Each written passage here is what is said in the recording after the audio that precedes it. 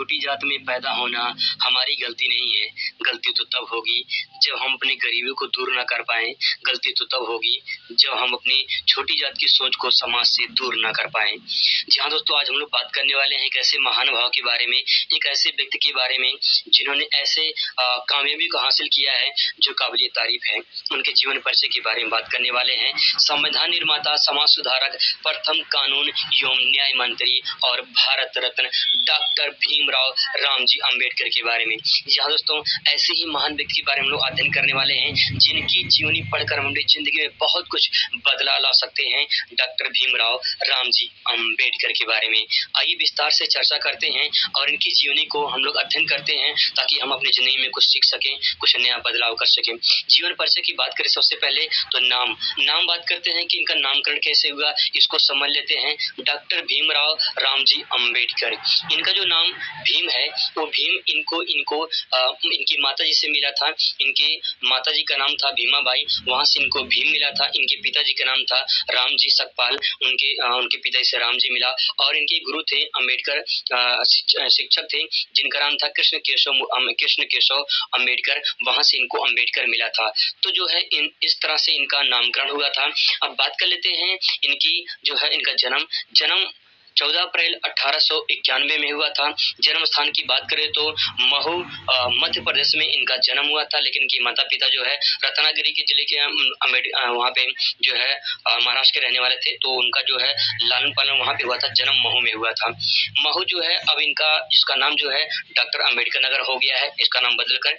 मृत्यु इनकी 6 दिसंबर 1956 को इनकी मृत्यु हुई थी और इस मृत्यु को ही महापरिनिर्वाण कहा जाता है, क्योंकि इन्होंने 1956 में बौद्ध धर्म अपना लिया था और बौद्ध धर्म में मृत्यु को महापरिनिर्वाण कहा जाता है। उसकी तस्वीर दे सकते हैं आप। बात करते हैं समाधि स्थल की। समाधि स्थल की बात करें तो चैत्य भूमि है जो कि मुंबई में है और इनकी मृत्यु तो वैसे दिल्ली में हुई थी, लेकिन इनकी समाधि स्थल जो है चैत्य भूमि मुंबई में बनाया गया है। इमेज आप देख सकते हैं यहाँ पे। बात करते हैं इनके पिताजी, तो पिताजी का नाम रामजी मालोजी सकपाल था। मालोजी जो था ये अंबेडकर के दादाजी का नाम था मालोजी, वहां से दोस्तों इनके नाम से जुड़ा था। बात करें माताजी का नाम, तो इनके माताजी का नाम जो था भीमाबाई, भीमाबाई सकपाल इनकी माताजी का नाम था और इन्हीं के नाम से भीम जो है उनका नाम पड़ा था। जाति की बात करें तो ये हिंदू धर्म के महार जाति से थे। महार जाति में उस समय लोग इसको अछूत मानते थे, अछूत कही जाती थी ये जाति। और उस टाइम पे इनके समाज के लोगों को बहुत बड़ा सामाजिक और आर्थिक शोषण भी होता था, इसीलिए उन्होंने अपनी जाति को ऊपर उठाने के लिए बहुत अच्छे और नेक काम किए हैं। उनको भी आगे हमें देखेंगे अच्छे से विस्तार से। शिक्षा की बात करें तो ये बहुत ज्यादा पढ़े लिखे थे। मुंबई विश्वविद्यालय से इन्होंने बीए, कोलंबिया विश्वविद्यालय से जो है MA, PhD, LLD, London school of economics से इन्होंने barrister at law, MSc, DSc की डिग्री हासिल की थी। बहुत ज्यादा पढ़े लिखे व्यक्ति थे और इन्होंने एक ऐसे क्षेत्र में काम किया था जो है महान काम किया था, जो आज काबिल तारीफ है। भारतीय जो है संविधान निर्माता भी कहे जाते हैं। अगर बुक की बात करें तो फ्रेंड्स, बुक में इन्होंने कई बुक लिखे थे। जो मोस्ट इम्पोर्टेंट उनके बुक है वो है पाकिस्तान पर विचार, जाति का उच्छेद, रुपए की समस्या, उद्भव एवं समाधान। राजनीतिक दल इन्होंने कई पार्टी बनाई थी जिसे अपने समाज के लोगों को ऊपर उठा सके। उसमें जो है उन्होंने राजनीतिक दल में उन्होंने शेड्यूल कास्ट फेडरेशन एक उन्होंने जो दल बनाया था, राजनीतिक दल, स्वतंत्र लेबर पार्टी, भारतीय रिपब्लिक पार्टी, इन्होंने जो है राजनीतिक दल की कुछ पार्टियां इस तरह से गठन किया था। इस तरह से उन्होंने अपने राजनीतिक दल की शुरुआत भी की थी और अपने समाज को ऊपर उठाने के लिए कुछ ऐसे महान काम भी किए थे। बात कर लेते हैं इनका जो है धर्म, बौद्ध धर्म, इन्होंने 1956 में ही बौद्ध धर्म अपना लिया था। आप तस्वीरें देख सकते हैं, बाबा साहब और गौतम बुद्ध, यहीं से दोस्तों वहाँ पे जो है उन्होंने बौद्ध धर्म अपना लिया था 1956 में। बात करें पुरस्कार की तो भारत रत्न 1990 में मिला था, मरणोपरांत मिला था और इसके बाद जो है उनको एक पुरस्कार और मिला था। आप देख सकते हैं यहाँ पे 2012 में भारत रत्न की तस्वीर आप देख सकते हैं यहाँ पे। वैसे तो कहा जाए दोस्तों कि इन्होंने ऐसे काम किए थे, इन्होंने दुनिया में ऐसे काम किए थे, भारत के लिए इन्होंने काम किए थे कि उनको जो है भारत रत्न बहुत पहले ही मिल जाना चाहिए था, मतलब कि मरणोपरांत मिला और पहले ही इनको मिल जाना चाहिए था। अगर बात करें फ्रेंड्स यहाँ पे हम पत्नी की, तो इनकी पहली पत्नी जो थी वो रमाबाई थी, जो 1906 में इनका विवाह हुआ था और इसके बाद जो इनकी मृत्यु जल्दी हो गई थी। 1936 में ही इनकी मृत्यु हो गई थी। इसके बाद इन्होंने दूसरी शादी की थी। इनकी रमाबाई की पहली जो मतलब की जो पहली शादी हुई थी, आप उनकी तस्वीर देख सकते हैं, बाबा साहब की और रमाबाई की तस्वीर आप यहाँ पे देख सकते हैं। इसके बाद उन्होंने इनकी मृत्यु हो जाने के बाद उन्होंने दूसरी शादी की थी, जो कि 1948 में की थी। उन्होंने डॉक्टर सविता अम्बेडकर से की थी। डॉक्टर सविता पेशे से जो है एक डॉक्टर थी, इन्होंने उनसे शादी किया था। 1948 में जो है इनका विवाह हुआ था। 2003 में काफी लंबा वक्त इन्होंने बिताया था। 2003 में इनकी मृत्यु हुई थी। लेकिन डॉक्टर सविता जो थी वो एक ब्राह्मण परिवार से थी, डॉक्टर सविता अम्बेडकर जो थी एक ब्राह्मण परिवार से थी।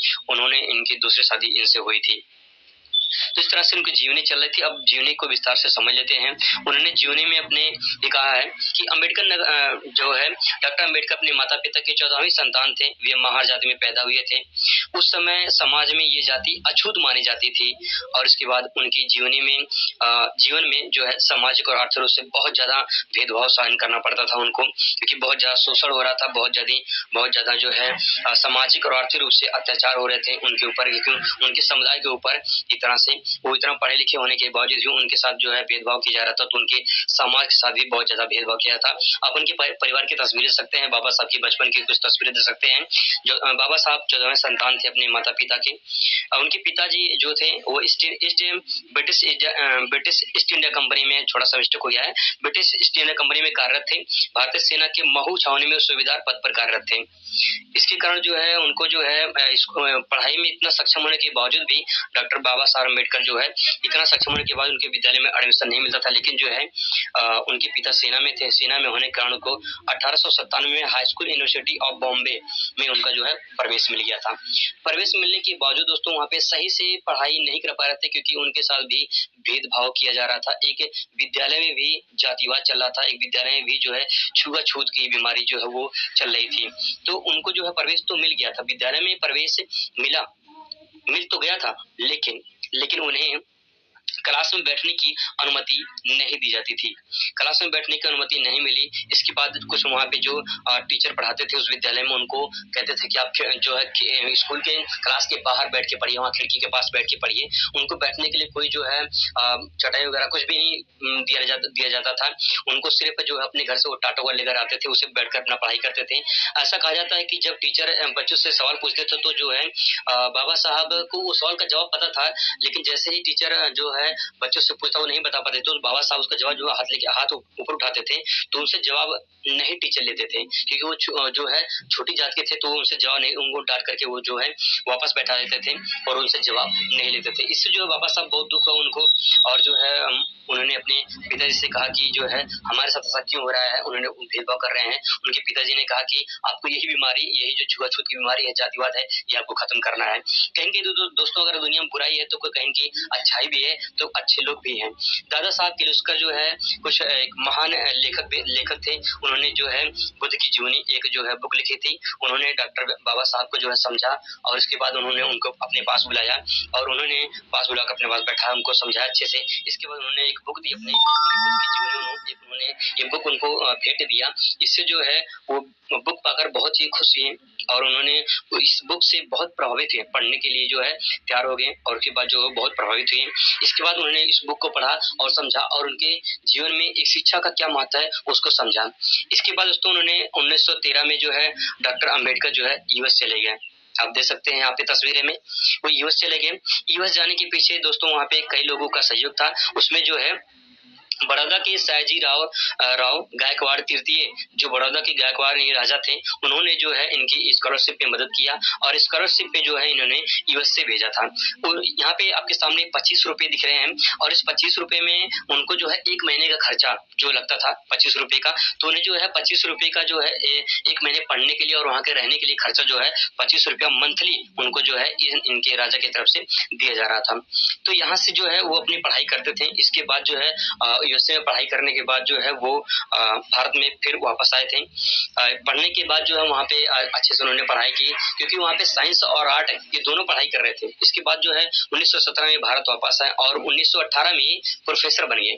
दोस्तों प्रोफेसर बनने के बाद विद्यालय में प्रोफेसर तो, कॉलेज में प्रोफेसर तो बन गए थे, लेकिन प्रोफेसर बनने के बाद वहाँ के जो टीचर थे, पढ़े लिखे टीचर भी एक बाबा साहब के साथ भेदभाव करते थे, जिससे उनको बहुत दुख होता था कि ये पढ़े लिखे लोग टीचर जो है इनके साथ भेदभाव करते हैं, तो इससे इनको बहुत दुख होता था।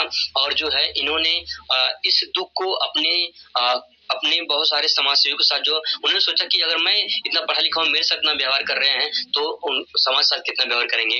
इसके कारण उन्होंने डॉक्टर अम्बेडकर ने बहिष्कृत हितकांडी सभा का गठन किया, जिसमें समाज में बहिष्कार करने वाले हितों को ध्यान में रखना था। डॉक्टर अम्बेडकर जी का कहना था कि छुआछूत गुलामी से ज्यादा बदतर ये है, यानी छुआछूत जो लोग करते हैं, इतनी जो है राजनीति होती है, छुआछूत होती है, इतना भेदभाव जो होता है हम लोग के साथ में, अगर हम इतने पढ़े लिखे हैं तो हमारे समुदाय के साथ में, हमारे जाति के समुदाय के साथ में कितना भेदभाव करते होंगे। तो यहाँ पे दोस्तों उन्होंने कहा था कि छुआछूत जो है गुलामी से कई ज्यादा बदतर की जिंदगी है, ये ऐसा जो छुआछूत हो रहा है।